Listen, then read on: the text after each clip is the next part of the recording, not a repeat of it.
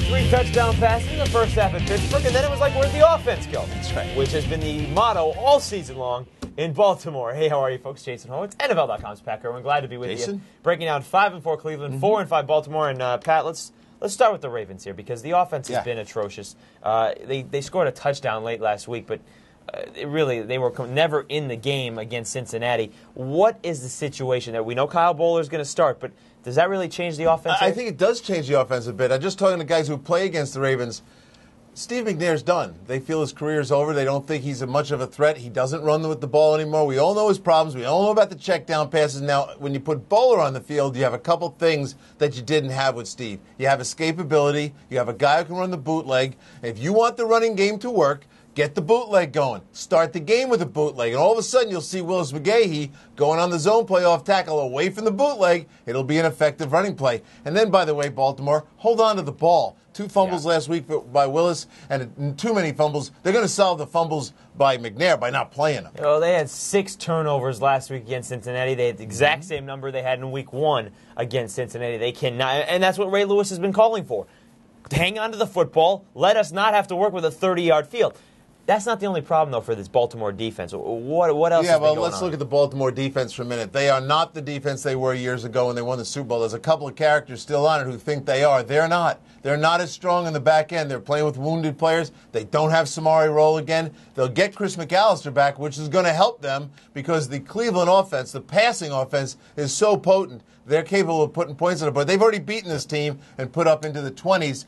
So, Ray Lewis, take care of your side of the football. 27-14 was the score when Cleveland won in Cleveland, but now they come to Baltimore, and so Jamal Lewis makes his return to the city that he played 6 years. But we know that Baltimore stops the run very well. That's not a question. It is the offensive pass here. With Derek Anderson, struggled in the second half against Pittsburgh. What did you see there? Derek Anderson still gets the ball out of his hand fast, and he's still able to prevent sacks by doing that. I talked to Joe Thomas, their rookie left tackle. He said, it's an absolute pleasure playing with this guy. He sees where he's going to go with the ball. He's decisive. It's out of his hand. He's really helped our offensive line appear to be a very good pass protection team. He gave more of the credit to Derek than to his line mates. That being said, now you got Kellen Winslow and Ed Reed. What an interesting matchup that is. 2 all-pros going against each other. Chris McAllister, probably not 100% going against Braylon Edwards. Yep. The more I watch Braylon Edwards, the more I think he might be uncoverable by any single corner in the league. The guy can leap. He's fast. He runs good routes.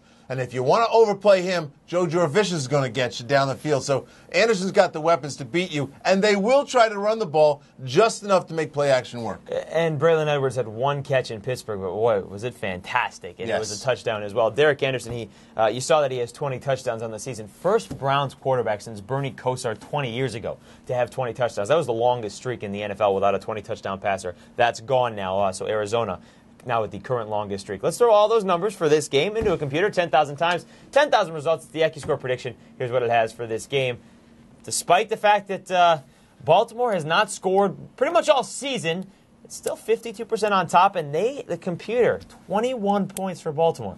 I don't see it, but they are up against a bad Cleveland defense. Yeah, I know the computer must know something about pride because there is pride in Baltimore on that defense, and they're determined now to go out there and not lose, get swept by the Cleveland Browns. But I'm not going to agree with the computer. I think Cleveland understands and senses we got a shot for the playoffs. They're not intimidated anymore by this Baltimore Raven team. And even the Cleveland defense, which is not a very good unit, is starting to play better. Sure, they'll give up 100 yards rushing, but can you afford to run the ball that many times when the opposing offense is scoring as they do? That's the key for Cleveland. Right. Get out on top and then make them throw the football because your secondary is better than your front seven. I'll take Cleveland. I'll take Cleveland as well, on the road in Baltimore, which unbelievable that we're saying this now. Before the season started, never would have thought that. Right. Folks, the game starts at 1 p.m. Eastern on CBS. For more on this game or any other here in Week 11, be sure to stay with CBSSports.com. Watch everything else on the CBS Audience Network. Pat Kirwan, I'm Jason Horowitz. Take care.